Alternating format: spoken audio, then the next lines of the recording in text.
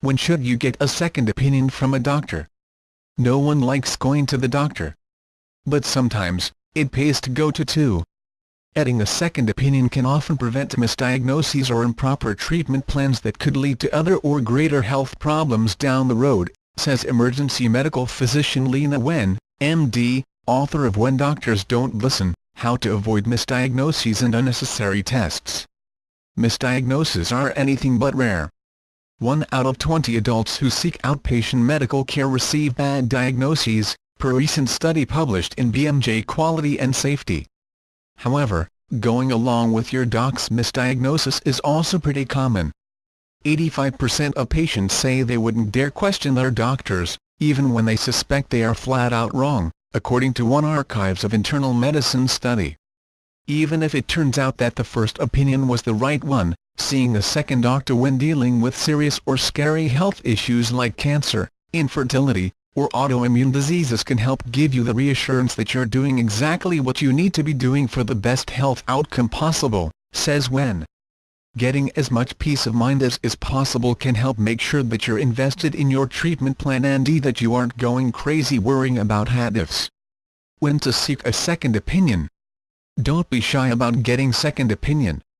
If you leave your doc's office with a gnawing feeling that the diagnosis doesn't seem right, you are uncomfortable with your prescribed treatment, or you just don't feel like your doctor really heard you out, go ahead and put a call in to another office, says Wen. Getting a second opinion is also a solid choice if you've tried your doctor's treatment plan and, even though it doesn't seem to be working, he or she isn't giving you any alternatives. In most cases, you want to see some sort of specialist when dealing with potentially tricky diagnoses, so what kind of specialist you go to depends on the symptoms you're experiencing and the diagnosis and treatment plan that your doctor give you. For instance, if a doctor says you have migraines but the headaches you're dealing with just feel different, you shouldn't see a gastroenterologist. If a doc says you have to take X, Y, or Z pill for your high blood pressure but you want to exhaust any and all lifestyle treatments before moving on to meds, you'll want to find a doctor who specializes in integrative medicine. Make sure the second opinion is the right one. The funny thing about second opinions is that whomever you visit could still, theoretically, give you a misdiagnosis. To help prevent that from happening, it's important to make sure that your first doc doesn't bias your second one, says Wen. So instead of having your medical records forwarded, ask to receive a copy of any tests that you've had performed.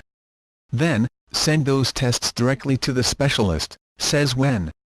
His specialist should have all of your tests so that you don't end up having an MRI performed when you just had one last week, she says. But the doctor shouldn't have your previous doctor's notes, which could sway his or her opinion. You want the second opinion to be made with a fresh set of eyes. If your second opinion jibes with the first one, great. Chances are, you've got an accurate diagnosis.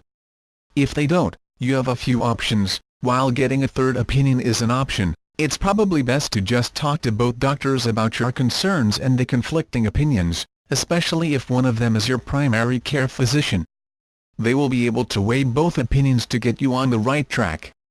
Even if you have a hunch that one opinion is right and the other is wrong, you want to make sure that your primary care physician knows what treatments you are pursuing, as they are an important part of your health history and could either mesh well or clash with other medications or existing health conditions, she says. But until you leave the doctor's office assured that you have the diagnosis and treatment option that's going to help you meet your health goals, keep scheduling those appointments.